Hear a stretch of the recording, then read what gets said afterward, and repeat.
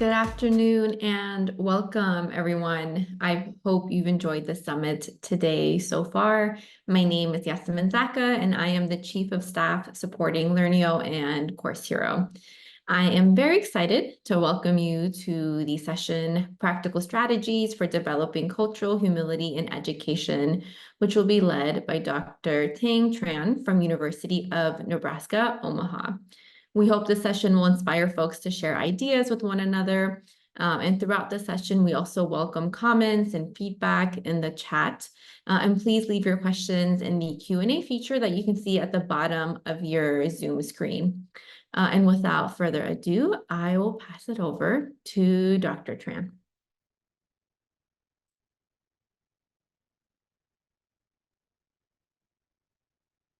Hello, everyone. Let me pull up my presentation. It's good to see you all. Make sure I have the right one. And Yasmin, Crystal, if I do not have the right slide, let me know. Looks good. Looks good. Okay. Sorry, I have multiple screens, so then you're all kind of disappeared right now. So I'm just looking at my presentation. So if I look up to the left, I'm kind of trying to keep track of Zoom at the same time. So it's good to see you all. I'll also do my best to keep track of the chat. Please feel free to add comments in there, questions. I think there may be a separate place for questions, but either way is fine. But love to hear your comments along the way as well. Okay, I'll get started. Let me, and then I think Crystal or Yasmin, they're gonna put the link to these slides in the chat regularly, so you can kind of click on those.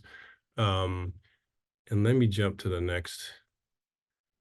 If you want to take also for your own sake, if you want to just take a quick screenshot or pull out your phone or whatever, here's actually the link to the slide themselves again, but I think they're going to put it in the chat in just a moment. Okay. Sorry, let me pull this up here a second. Okay.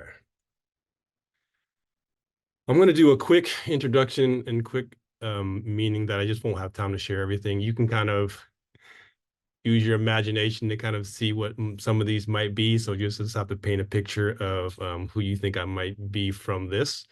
But I will say that let me just talk about my education experience. I was a middle school science teacher, and all the schools that I was at are up in the middle left a little bit.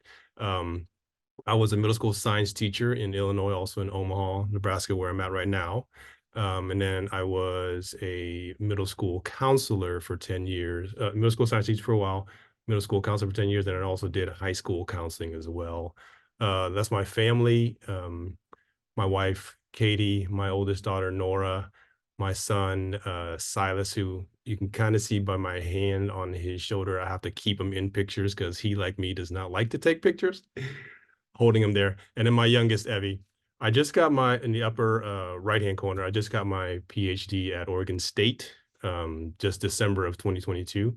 And then I'll just say one more thing. The picture on the far right middle there is my wife and I. We just celebrated our 21st anniversary. So I say quite often that she gets a Lifetime Achievement Award for putting up with all my crap these years. So she stuck by me. Love her to death. Let me talk real quick, just for the sake of time, cultural humility. I'll talk about that, but let me just give a quick context for what we're talking about here. And I'll talk about my research along the way. Nationally speaking, on the left-hand side, this is the most recent data that is out there, 2020, 2021. And then I'm just going to, for the sake of the study and just for the sake of the limitations of the study, I'm just going to use race white versus non-white school counselors and students, or that's just going to be what I studied. Okay. Obviously people are made up of many more things than that. And this is a huge discussion and there's many facets to it that I'm not going to be able to talk about, but I'm just going to narrow in on that particular characteristic, influence, identity part. Okay. So nationally speaking, all of us are in education in some form or fashion. 3.3 million public school teachers, 80% were white. And then that's in the public sector, 85% in the private. Below that, students of color comprise, and if you didn't know this, this happened in 2020. The number of students of color outnumbered the number of white students for the first time in history, in our country's history. And so they comprise in 2020 54% of the public school students, and then 34%, a little bit above that, for the private school students. In Nebraska, where I'm at right now, it's even a bigger discrepancy. 25 out of the 25,000 public school teachers, 98.3% are white, and then 100% for privates. Now, obviously, there's not 100% of the teachers are white in the private sector, but there's so few teachers of color that it basically washes out to 100%. And then for the students of color, it's not as the rate is not as high as a national rate, but 36% for public schools, and then almost 22% for private schools. All that to say, there is obviously a gap between the educators and all the people working in education and teaching, serving the students that they're serving. You know, obviously, be in that one factor of race. So there's going to be a huge discrepancy between actually who is representing the students that they're serving. So that's all I wanted to point out in this particular slide. Currently I am a counselor educator at the University of Nebraska Omaha. I've been here for 5 years, specifically in school counseling. And I just wanted to point out kind of one of the ethical standards in our recently updated ethical standards, and it's the yellow one here.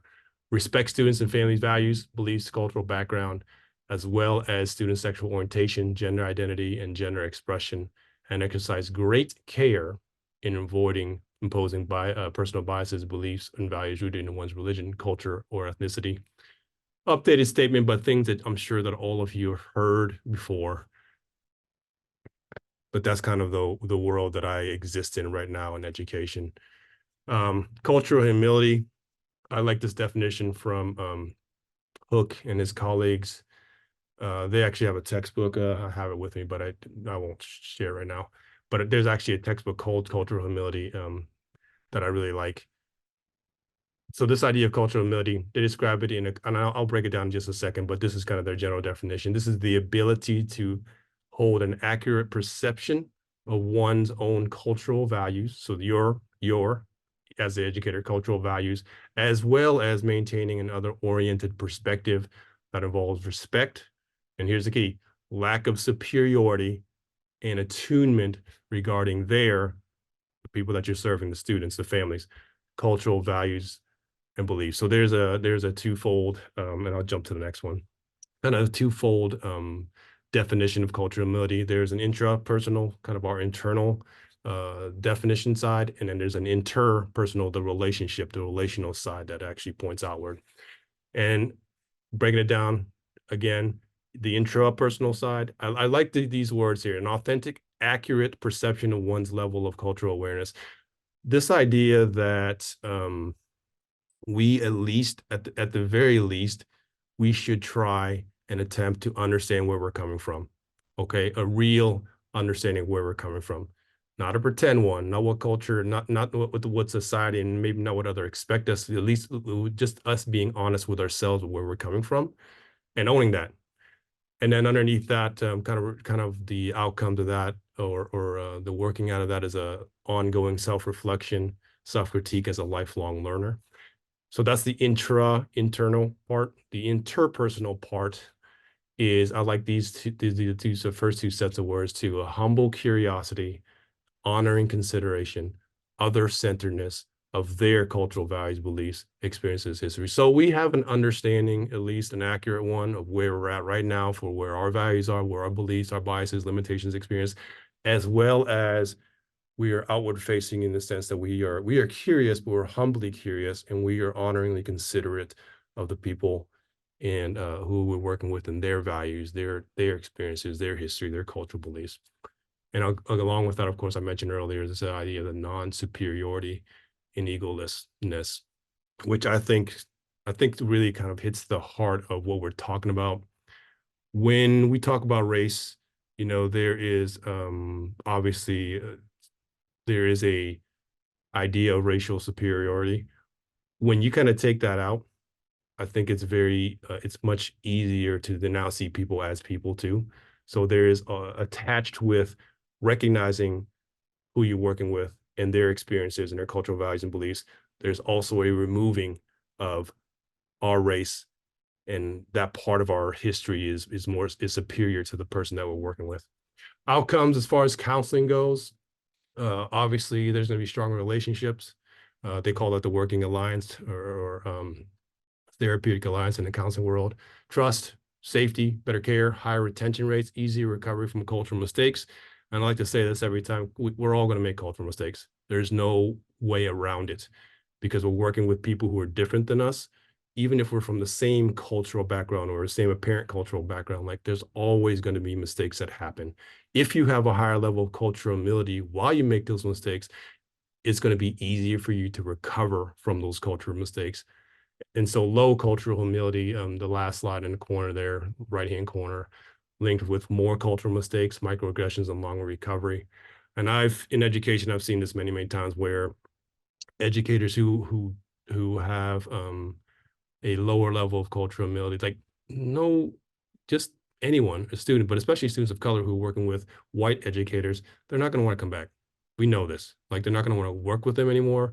They're just, if you don't have a level of respect for that student's background, their cultural values, their beliefs, like why would anyone come back, right? There's no safety there. There's no trust there. And so I think those things are, to me, make sense.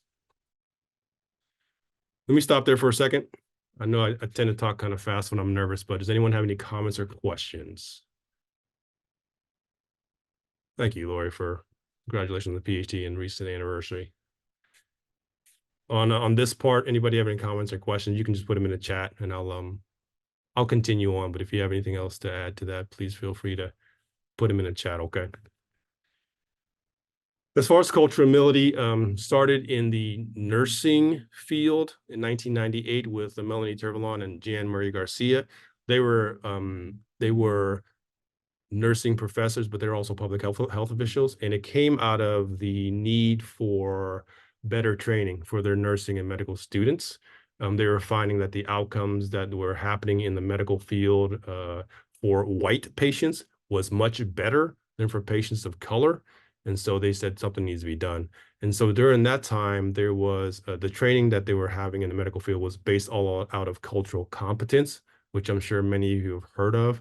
And so this cultural, they wanted to shift it a little bit away from cultural competence, which has the connotation of, oh, I can just learn about someone's culture, at least the textbook stuff, and then it'll be, then I'll have a certain level of expertise. So when I'm working with them, it should all work out well, right? Well, that wasn't happening. At least that's what their premise was, is that there needs to be something different in the way that we were training our medical professionals in this world, especially working with people who did not look like them. And so they came up with this idea of cultural humility, which has more to do with again, a lifelong learning, self-reflection, ongoing critique, as well as this other side of an honoring consideration, a humble curiosity towards the people that they're working with. And so I don't think there needs to be a conflict between cultural humility and cultural competence. There's a lot of debate about which is better or which is better for practice.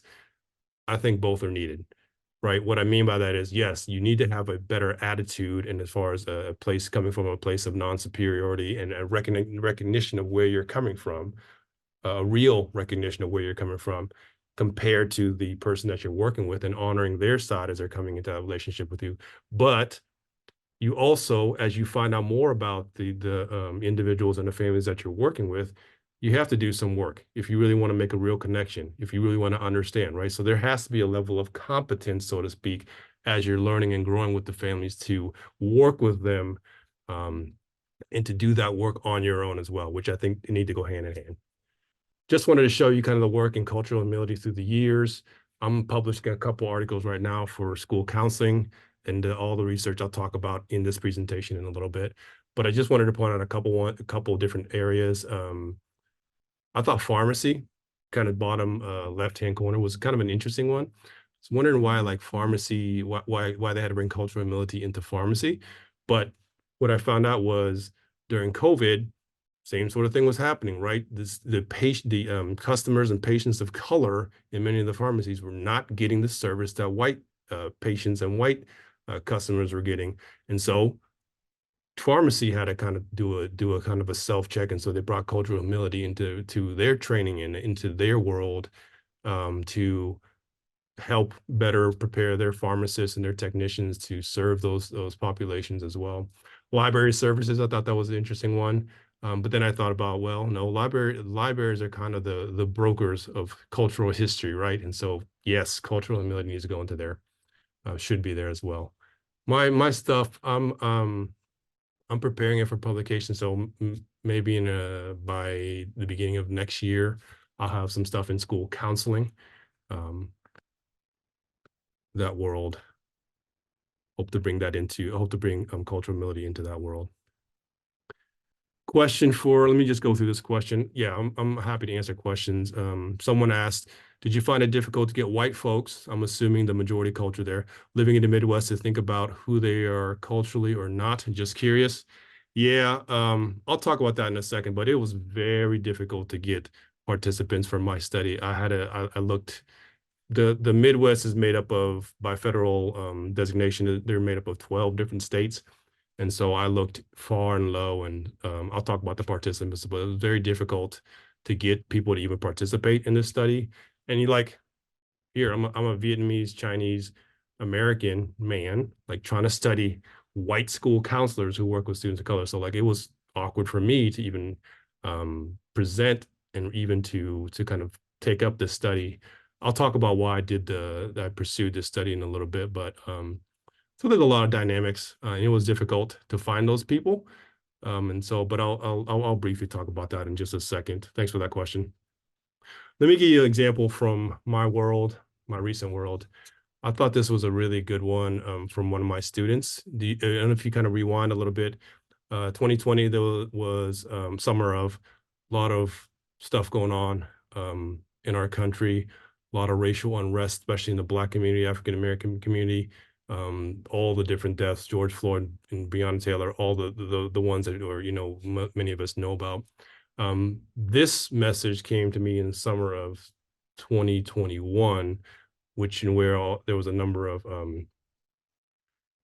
hate crimes, murders, racial unrest in the Asian American community, especially that happened with the 8 spa workers in Atlanta. Was that the Korean spa workers this is kind of what started all of that in the summer of 2021.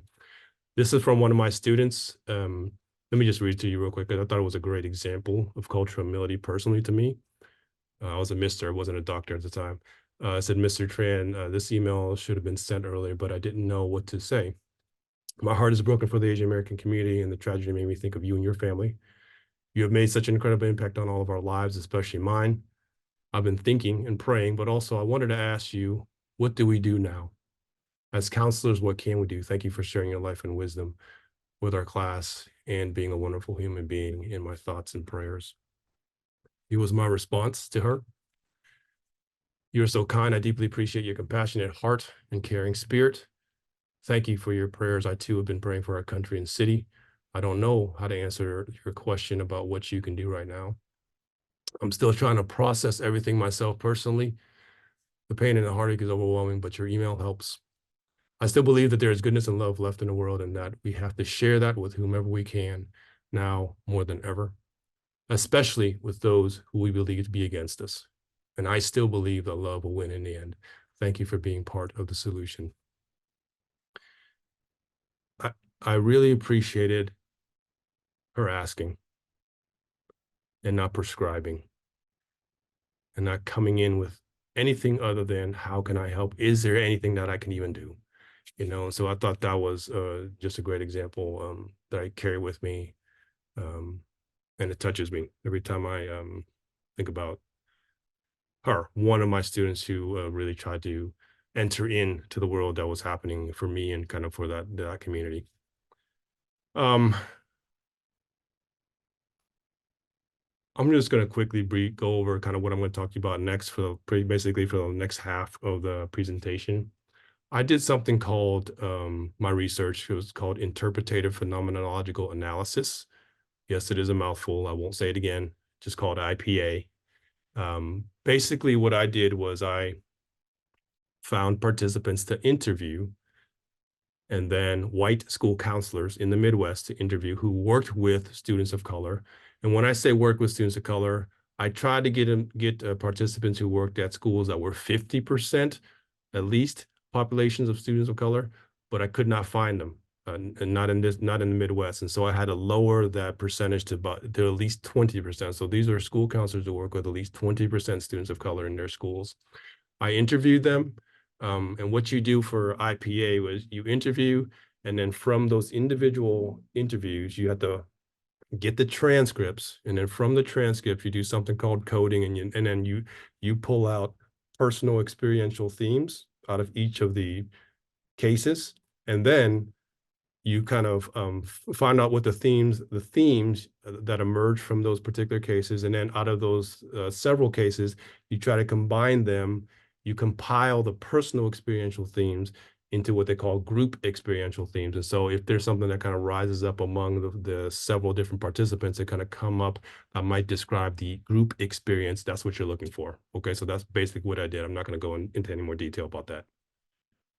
Here are the participants. I was able to get 7 in the phenomenological world, that research world, and that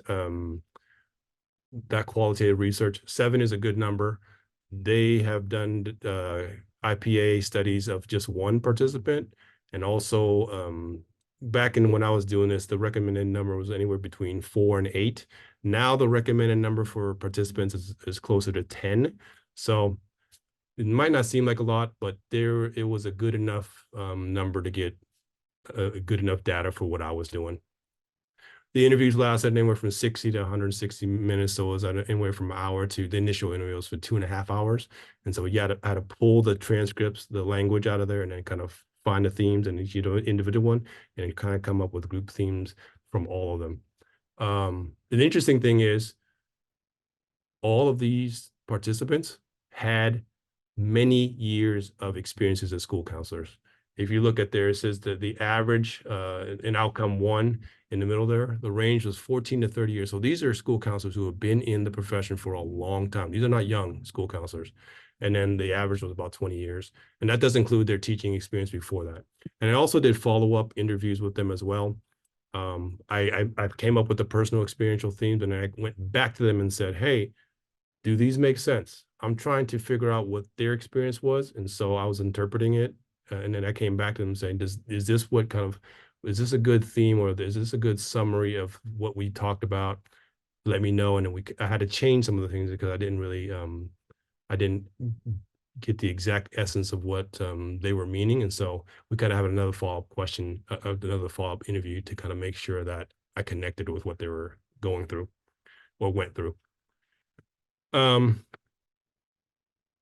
I did 2 studies simultaneously. I'm not going to go into all the details of it, but here were the main research questions of the 2 studies. The first one is, how do white school counselors developing cultural humility in working with students of color? So the first study was about how did that develop in them? Okay, how did cultural humility develop in them? The second study was about how do white school counselors with cultural humility experience working with students of color. It's a little bit different because the second one, I consider it as an application of cultural humility in their work with students of color. So the first study is like, how did cultural humility develop in your experience of working with students of color? And then the second one is kind of the application of it now that I think they have cultural humility, how did that actually work out when they worked with students of color? Okay, so those are the 2 studies that I did. Here are the themes for the first study. The orange, I think this should come across your screen as orange, is kind of the main theme, and then the white is the sub themes. Okay, but I'll just go over the main themes. This is from the first study of how they experienced developing cultural humility and working with students of color. Here's the first theme that came up, the first group experiential theme: taking your lumps, cultural dissonance, being humbled by cultural mistakes, and lamenting the sins of the past. The second theme, discovery, intentional and difficult self-learning and the impact of others. And then here is the third and fourth theme for the first study: staying in the game, the commitment to learning how to struggle well. And then the fourth one was less of me, more of them, setting aside my cultural assumptions, apprehension, and agenda, and meeting students of color where they're at. So that's the first study. I'm going to scroll through the second study themes. And then I'll go back to the first study and start there. But if there's themes that you really want me to talk about, because one of the things that we're just not going to have enough time to go over all these themes. And I would love for you to, as you look through these later on, if you kind of want to contact me, we want to have a longer discussion about what each of these mean or what different ones mean. I would love to have these longer conversations with you later on. So here's the second study. Here's the theme that came out of that one. Number one, the richness and reality of relationships and connecting with students of color. The second theme was going to bat for students of color, the difficult work of advocacy at the personal and systemic levels. And then the third one is seeing through a new lens, the ongoing process of learning and growing. Okay. And so the slides in my presentation, like they kind of break down each of the themes into the sub themes. But let me just talk about the first theme of the first study. And then after that, I'm just going to see if people have a particular direction about which themes kind of stick out to them most. And then I can talk about whichever themes that you wanted me to talk about. Okay. So let me start with the first one. Here's the first one of the first manuscript. Taking your lumps, cultural dissonance, being humbled by cultural mistakes, missteps, and lamenting the sins of the past. Here's the first sub-theme, cultural dissonance and being an other in your own culture, your own dominant culture, and in the non-dominant culture of your students of color. So in this slide here, the orange is kind of the sub-theme, and then the yellow is my interpretation, my definition of what this theme means. And then the blue is the actual quotes that I'm using to back up. There's many more quotes, but for the sake of the presentation, only kind of cut out a couple snippets of quotes that kind of support this theme. So the first part, being another in your own culture, your own dominant culture, and in the non-dominant culture of your students of color. So this is the idea that these white school counselors felt. Again, this is kind of not perfectly, but it kind of aligned to what the group experience was for several of these school counselors. They felt disconnected. I'm reading to the yellow now. They feeling disconnected or relegated from their own white culture and from the minority culture of their students. So what ended up happening is that, let me just speak plainly about this. Some of these school counselors, what they're describing here is this idea that they didn't fit in the dominant culture. Okay, they were seen as weird, or they were seen as kind of outsiders because of the way that they treated populations of color and their perspective on populations of color. They were not part of what they felt was the norm in white culture. Okay, so that's the first level of disconnect, the first cultural level of dissonance.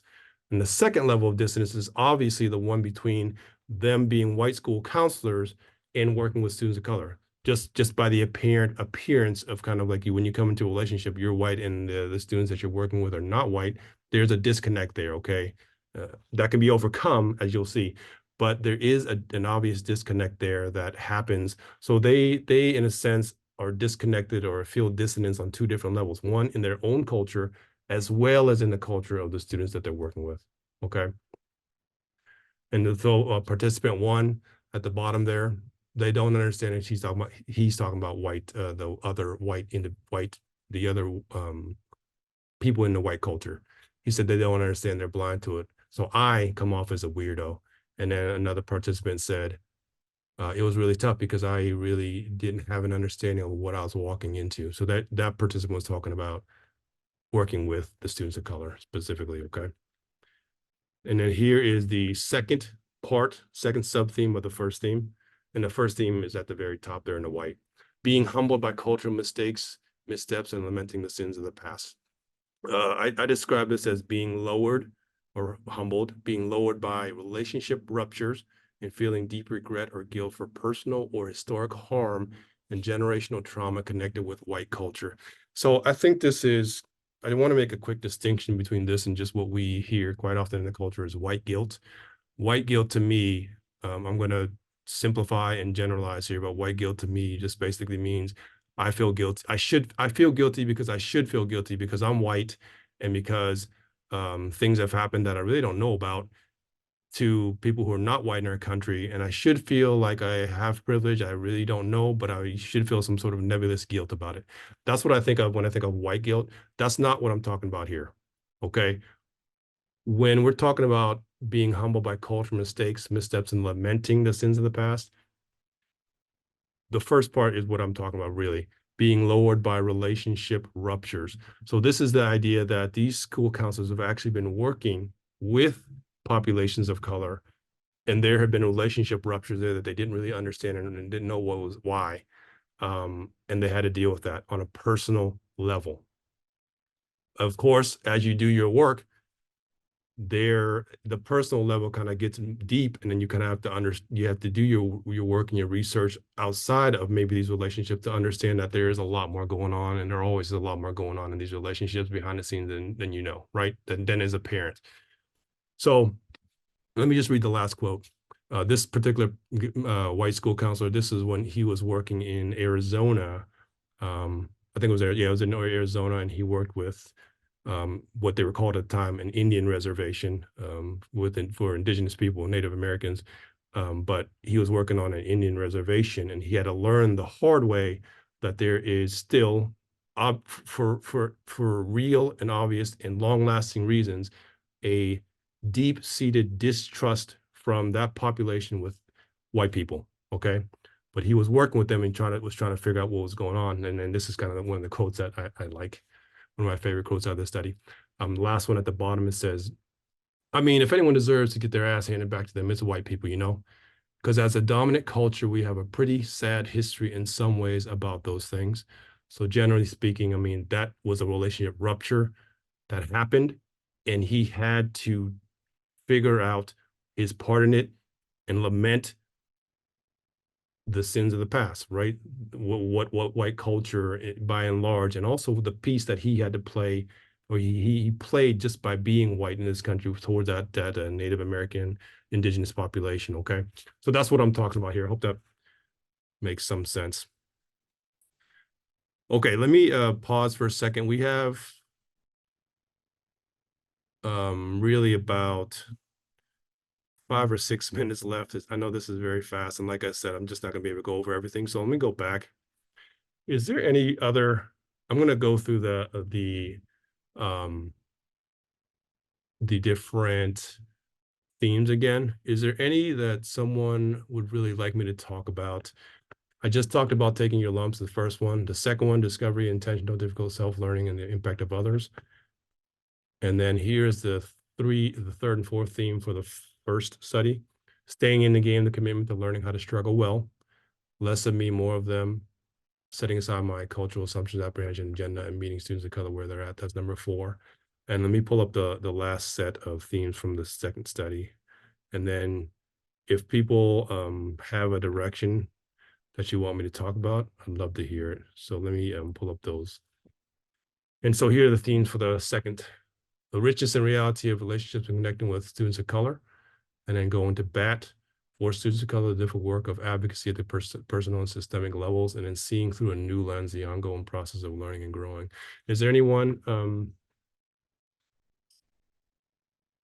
that maybe stick out to people? Please put them in the comments if you want to kind of hear a particular one. Otherwise, I'll just pick a random one. We probably only have time to maybe go over one more, and I'm going to open up for questions after that, okay?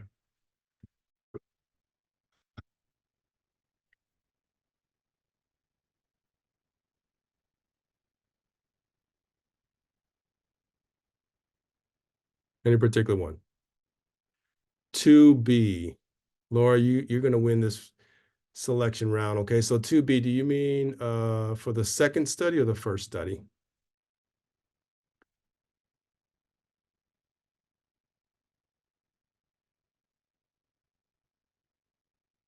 This one? Oh, the one on the screen. Okay, let me back up then. Sorry. Okay, going to bat for students of color. Okay, let me thank you for offering your suggestion. Let me just go over the second one. Okay, and this is from the second study. The second study focused on more of the application, I would call it, of cultural humility in working with students of color. Okay, So let me jump to that, and then I'll close it down for questions. So going to bat for students of color, and we know for those of you who have been in education for any amount of time, like there still is there is disparity in our education system, right? And we know this on many different levels. Race is one of the levels that is an obvious place of disparity, okay? And I don't have time to go over all the research, but it's an obvious one. The first part, being a vessel of hope. So this is from the white school counselor's perspective, being a vessel of hope, flexibility, innovation, and building trust. So what I kind of describe that as is being a source and a resource for hope, putting cultural awareness, knowledge, and commitment into action through open-minded and agile solutions. And the key there is the last part. If you've worked in an education system long enough, then you understand if you've actually worked really hard in the education system, you know where the gaps are, you know what can be done and what can't be done. And so these school counselors, the application there is that they had to try to find where the gaps are. The gaps are meaning that the system was created for a particular set of students or a particular demographic and a particular type of student or a particular generalized student. Where can I help these students who need extra additional support that have more barriers than a general student? And I had to find out flexible ways to deal with whatever they're going through. And again, the quote from participant 3 at the bottom, continue to find ways to help students by thinking outside of the box instead of applying the same fix to every situation. You got to be creative. So that was kind of the summation of what they did there. And then the second part, the second sub theme of the second theme, rage against the machine, the fight to support students of color in a staunchly resistant system. I mean, it's a similar idea. Like it is so hard to resist the system that we work in, education system on many levels. It's just, it does not change, right? It hasn't changed for over 125 years. It's the same system. And so trying to fight for students, especially in this particular case, students of color, these white school counselors fight for students of color, like the frustration that they really had in all of this, but then figuring out how to continue to do that, right? Including commitment, attitude, and action in challenging unaccommodating systems and structures while considering the cultural obligations of their students and families of color. Challenging the system, but also doing the second part of cultural humility, right?